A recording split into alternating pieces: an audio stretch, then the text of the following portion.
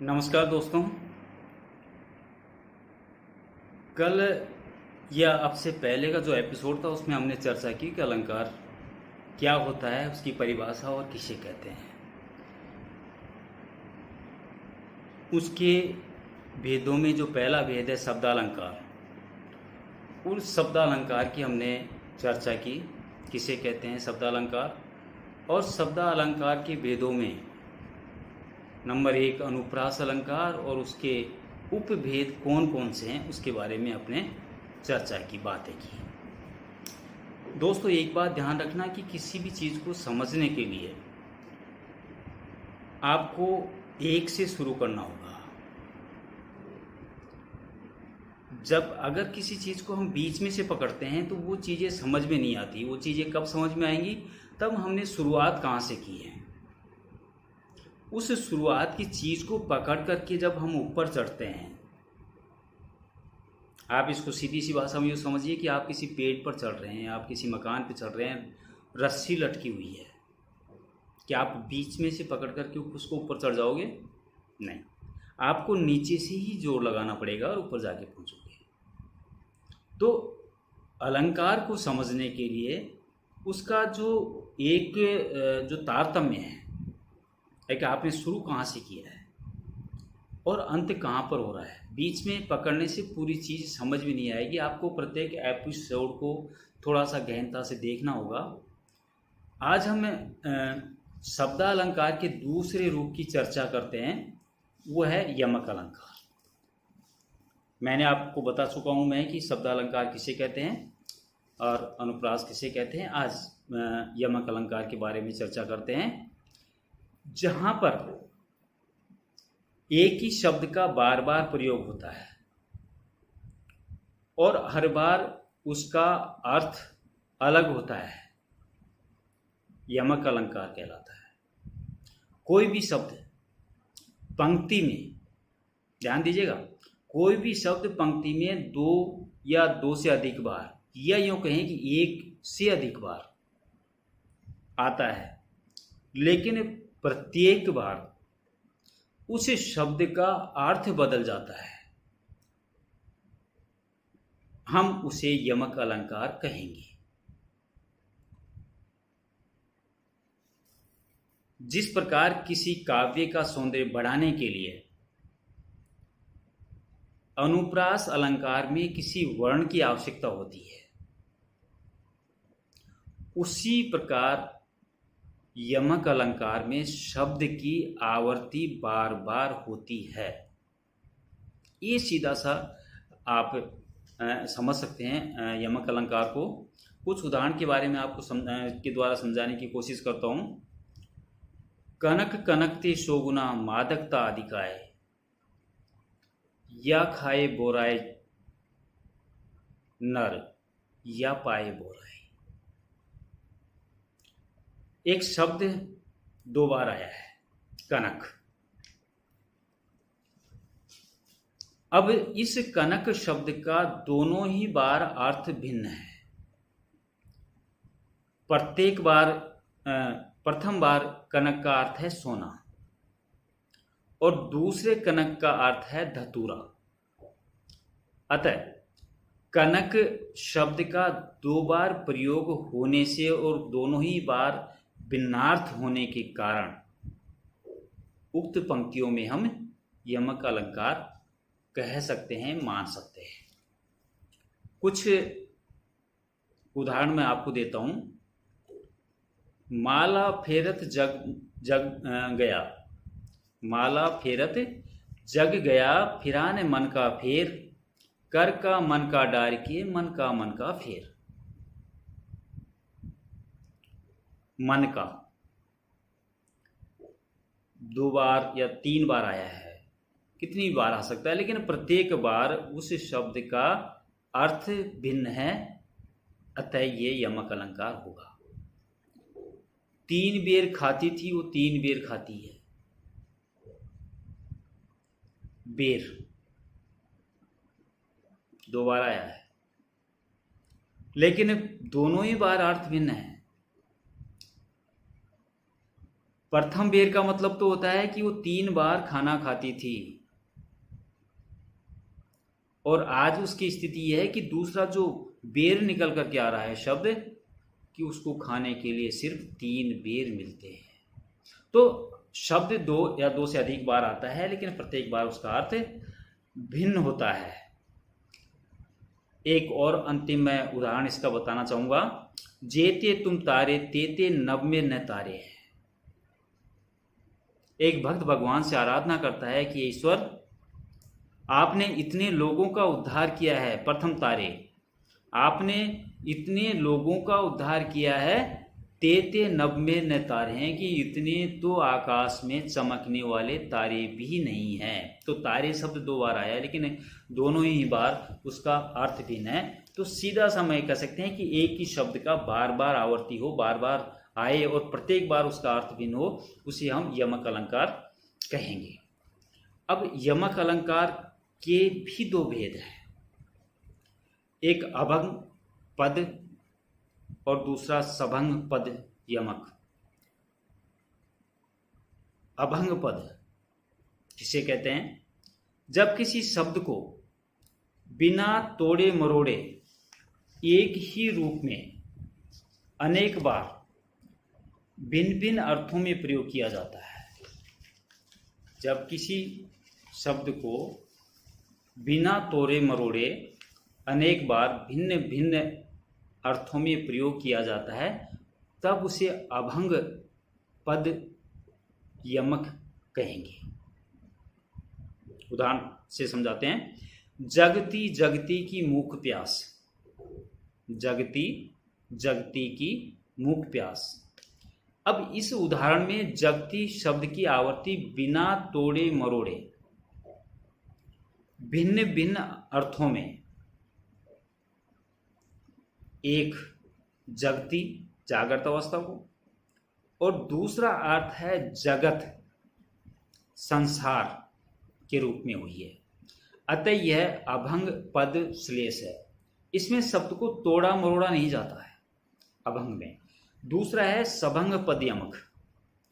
जब तोड़ मोड़ करके एक जैसे वर्ण समूह या शब्द को की आवर्ती होती है और उसे भिन्न भिन्न अर्थों में भिन्न भिन्न अर्थों की उसमें प्रकृति होती है, अर्थात वह निरर्थक होता है, तब सभंग पद यमक कहते हैं। शब्द को तोड़ा मरोड़ा जाता है, वर्ण समूह की आवर्ती भी होती है और उनकी भिन्न भिन्न अर्थों की प्रकृति भी होती है। ऐसे में उसे सभंग पद यमक कहेंगे। जैसे पास हीरे, ही और री अलग अलग है। पास हीरे हीरे की खान, खोजता कहाँ और नादान। यहां ही रे दोनों अलग अलग आए हैं, एक में वर्ण समूह की आवर्ती हुई है। पहली बार वही ही प्लस रे को जोड़कर बनाया है। इस प्रकार यहां सभंग पद यमक होगा। तोड़ मोड़ करके किसी शब्द की या समूह की आवर्ती होती है और उसमें भिन्न भिन्न अर्थों की आवर्ती होती है, वहां पर सभंग पद यमक होगा। एक और उदाहरण मैं आपको बता दूं। या मुरली मुरलीधर की अदरहान धरी अदरहान धरोगी। या मुरली मुरलीधर की अदरहान धरी अदरहान धरोगे। यहाँ अदरहान एक साथ आया है, लेकिन दूसरा अदरा न, तो यहाँ पर सभंग पद यमक होगा। तू मोहन के उर्वशी हो उर्वशी समान। तू मोहन के उर्वशी, उर्वशी हृदय में बसी हुई हो, और दूसरी उर्वशी समान, और तुम उर्वशी अप्सरा के समान सुंदर हो। तो शब्द की आवर्ती हो रही है, लेकिन प्रत्येक बार उसका अर्थ भिन्न हो रहा है, इसलिए यहाँ सभंग पद यमक हम कह सकते हैं। तीसरा शब्दालंकार का रूप है पुनरुक्ति अलंकार। पुनरुक्ति अलंकार दो शब्दों से मिलकर के बना है, पुन प्लस उक्ति। जब कोई शब्द दो बार दोहराया जाता है वहां पर पुनरुक्ति अलंकार होगा। पुनरुक्ति का सीधा सा मतलब है कि कोई शब्द एक से अधिक बार आएगा, दो बार आएगा, और दोनों ही बार उसके अर्थ में कोई अंतर नहीं होगा। ऐसे में उसे पुनरुक्ति अलंकार हम कह सकते हैं। जैसे मधुर मधुर मेरे दीपक जल, पहले मधुर में और दूसरे मधुर में कोई अंतर नहीं है, उसका विन्यास एक ही है, अर्थ एक ही है। एक और उदाहरण मैं बता दूं, फेरी फेरी वर्षा की ऋतु आई। तो यहां फेरी फेरी दो बार आया है, पहले वाक्य में मधुर मधुर दो बार आया है। ये दो बार आने के बावजूद भी इसके अर्थों में कोई भिन्नता नहीं है, इसलिए हम ये कह सकते हैं कि ये पुनरुक्ति अलंकार है। निश्चित रूप से मानिए कि कोई शब्द की आवृत्ति होती है लेकिन अर्थ उसका भिन्न नहीं होता है, एक ही अर्थ होता है, तो पुनरुक्ति अलंकार हम उसे कह सकते हैं। चौथा रूप हम उसको लेते हैं विवक्षा अलंकार।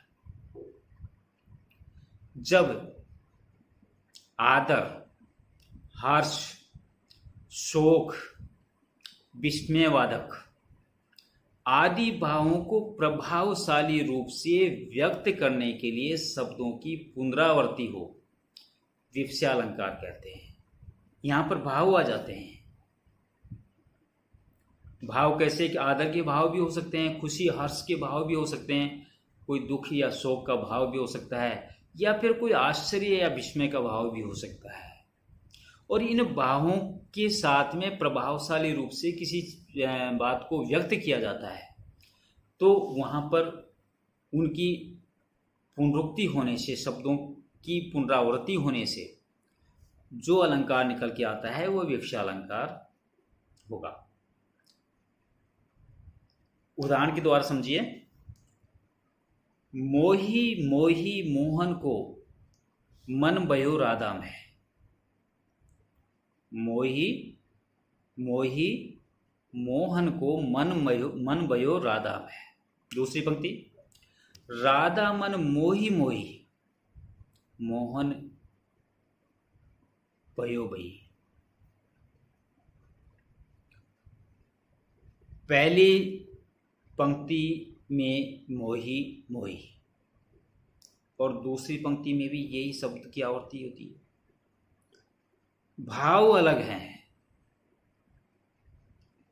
एक पहली पंक्ति के भाव में भगवान श्री कृष्ण ने जब राधा को देखा तो उसके रूप पर मोहित हो जाता है, लेकिन दूसरी पंक्ति में जब राधा ने भगवान श्री कृष्ण को देखा तो राधा उनके रूप पर मोहित हो जाती है। तो भाव बदल जाते हैं, शब्द की पुनरावृत्ति हो रही है, भाव बदल जाते हैं और भाव बदलने के कारण यहां पर विवक्षा अलंकार माना जाएगा। पांचवा इसका जो भेद है शब्दालंकार है वह वक्रोक्ति अलंकार। वक्रोक्ति जैसे कि शब्द से ही जाहिर है, वक्र प्लस उक्ति, टेढ़ा कथन, किसी भी बात को सीधे सीधे न करके घुमा फिरा करके कहा जाए वह वक्रोक्ति होती है। जहां किसी उक्ति का अर्थ जानबूझकर वक्ता के अभिप्राय से अलग लिया जाए, कहने वाला कुछ और कह रहा है लेकिन सुनने वाला उसको कुछ अलग तरीके से समझने की कोशिश करता है, जानबूझ करके भी कर सकता है, तो जानबूझकर वक्ता के अभिप्राय को अलग लिया जाता है, वहां वक्रोक्ति अलंकार होगा। कैसे? जाओ मत बैठो। अल्प विराम कहां लगा है? जाओ मत बैठो। दूसरी पंक्ति इसकी दीजिए, देखिए, जाओ अल्प विराम, मत बैठो। कहने वाला तो कह गया, लेकिन समझने वाला जानबूझ करके उस अर्थ को किस तरह बदल रहा है, किस तरह वक्र उक्ति कर रहा है उसकी। पहले में सिर्फ अंतर है अल्प विराम का। अल्प विराम पहले में तो जाओ मत के बाद में लगता है और दूसरे में जाओ के बाद में लगता है। तो पहला का तो ये निकलता है कि यहीं रहो, तुम मत जाओ, और दूसरा अर्थ ये निकल के आ रहा है कि जाओ, बैठो मत, चले जाओ यहां से। ऐसे ही आप जाइए तो पूर्ण विराम, मतलब है कि आप जाइए। दूसरी पंक्ति है इसी की, आप जाइए तो, क्वेश्चन मार्क, पूछ रहा है, प्रश्न चिन्ह लगा दिया। मतलब कहने का यह है कि आप मत जाओ, आप यहीं रहो। तो हम ये कह सकते हैं कि वक्ता के द्वारा कोई बात कही जाए और सुनने वाला उसको जानबूझ करके कोई दूसरा अभिप्राय निकाल ले, वहां पर वक्रोक्ति अलंकार होगा। वक्रोक्ति अलंकार के भी दो भेद माने गए हैं, काकु वक्रोक्ति और श्लेष वक्रोक्ति। काकु वक्रोक्ति, जहां वक्ता के द्वारा बोले गए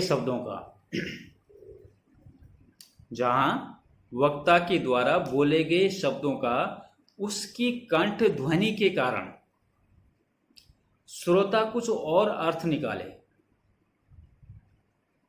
वहां पर काकु वक्रोक्ति अलंकार होगा। काकु का अर्थ होता है ध्वनि का विकार,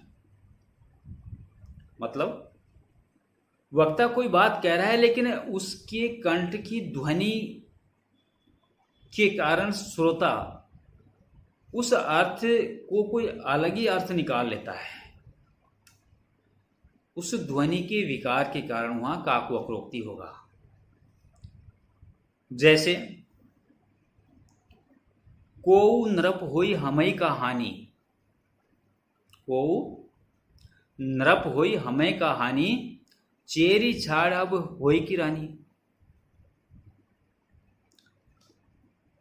मतलब इसमें बताया गया है कि किसी के राजा बनने और न बनने से वक्ता का कुछ भी बनने और बिगड़ने वाला नहीं है। हानि लाभ तो उसी को झेलना है जिससे ये बात कही जा रही है। इसलिए हम ये कह सकते हैं कि कंठ ध्वनि के कारण या ध्वनि के विकार के कारण अगर वक्ता की कोई बात को श्रोता अलग तरीके से ले लेता है, अलग तरीके से मान लेता है, तो वहां पर काकु वक्रोक्ति अलंकार होगा।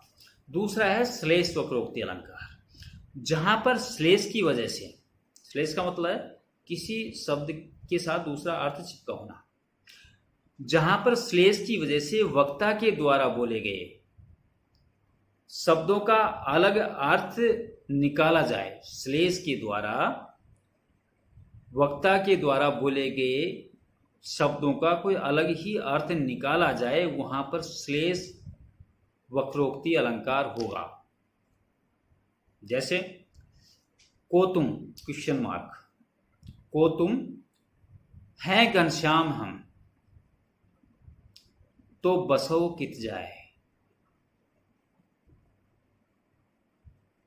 दोबारा मैं पंक्ति दोहरा देता हूं, को तुम, क्वेश्चन मार्क, हैं घनश्याम, दूसरी पंक्ति, तो बसो कित जाए। प्रसंग यह है कि कृष्ण राधा के घर आते हैं। राधा के घर आने पर वो दरवाजा खटखटाते हैं, अंदर से आवाज आती है राधा की कि कौन तुम, को तुम। कृष्ण ने कहा कि मैं घनश्याम हूं। कृष्ण का पर्यायवाची शब्द घनश्याम होता है। तो राधा ने जानबूझकर कहा कि यदि तुम घनश्याम हो तो वन में जाकर के वर्षा करो, यहां तुम्हारा क्या काम। तो श्लेष की वजह से वक्ता के द्वारा बोले गए शब्दों का अलग अर्थ निकाला जाए, वहां पर श्लेष वक्रोक्ति अलंकार होगा। शब्दालंकार का अंतिम रूप है, अंतिम भेद है श्लेष अलंकार। जब किसी शब्द का प्रयोग एक ही बार किया जाए, यमक अलंकार में शब्द का प्रयोग दो या दो से अधिक बार होता था और प्रत्येक बार उसका अर्थ भिन्न होता था। श्लेष अलंकार में किसी शब्द का प्रयोग एक बार किया जाता है पर उसके एक से अधिक अर्थ निकलते हैं, तब श्लेष अलंकार होगा। श्लेष का मतलब होता है कि मिला हुआ या चिपका हुआ, जिस शब्द में एकाधिक अर्थ हो, एक से अधिक अर्थ हो, वहां पर हम श्लेष अलंकार कह सकते हैं। इसमें दो बातें होनी आवश्यक है। प्रथम तो एक शब्द के एक से अधिक अर्थ हो, और वो जो एक से अधिक जो अर्थ हैं, जिस संदर्भ में बात कही जाती है उस पंक्ति में, उससे अपेक्षित हो, उसके अलग अर्थ नहीं निकलने चाहिए। उसी पंक्ति में जो बात कही जा रही है उससे संबंधित होनी चाहिए, अपेक्षित होनी चाहिए।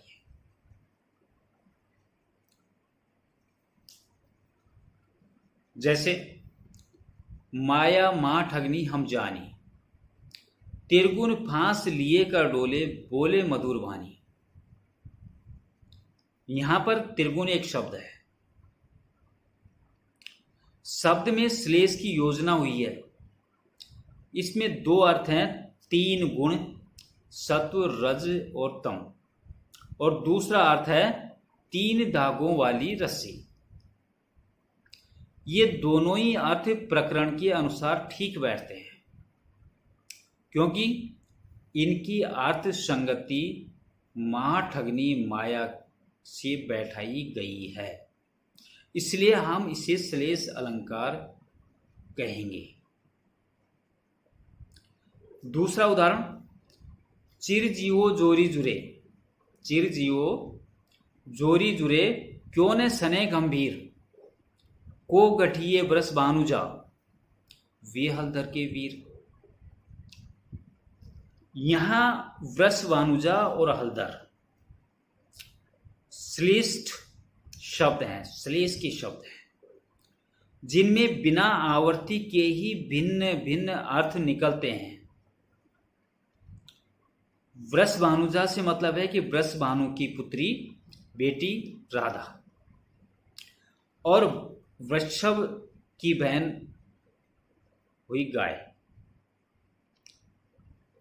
तथा हलधर के वीर से का मतलब है कृष्ण, बलदेव के भाई, और सांड बैल के भाई का अर्थ निकलता है। अतः इसे भी हम श्लेष अलंकार में ही मानेंगे। अब श्लेष अलंकार भी दो तरह के होते हैं, अभंग श्लेष और सभंग श्लेष। अभंग श्लेष में शब्दों को बिना तोड़े अनेक अर्थ निकलते हैं। शब्द एक जैसा रहता है, उसको तोड़ा मरोड़ा नहीं जाता, उसमें बिना तोड़े मरोड़े उसका अनेक अर्थ निकलते हैं। जैसे रहीमन पानी राखिए, बिन पानी सब चून, पानी गए न उबरे, मोती मानुष चून। यहां पर पानी शब्द एक बार आया है, लेकिन इसके अर्थ अनेक हैं। ध्यान दीजिएगा, पानी गए न उबरे, मोती मानस चून। तीन अर्थ निकलते हैं, कांति, सम्मान और जल। वह पानी जब सीप में गिरता है तो मोती बनकर के कांति लाता है, चमक लाता है। मनुष्य के लिए पानी का मतलब है उसकी इज्जत, सम्मान,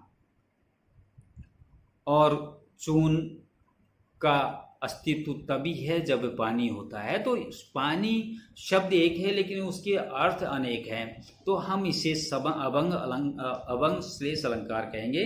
दूसरा है सभंग श्लेष। सभंग श्लेष में शब्दों को तोड़ना आवश्यक हो जाता है। ध्यान दीजिए, अभंग में शब्दों को तोड़ा मरोड़ा नहीं जाता है, लेकिन सभंग में शब्दों को तोड़ा जाता है, उसको तोड़ना पड़ता है।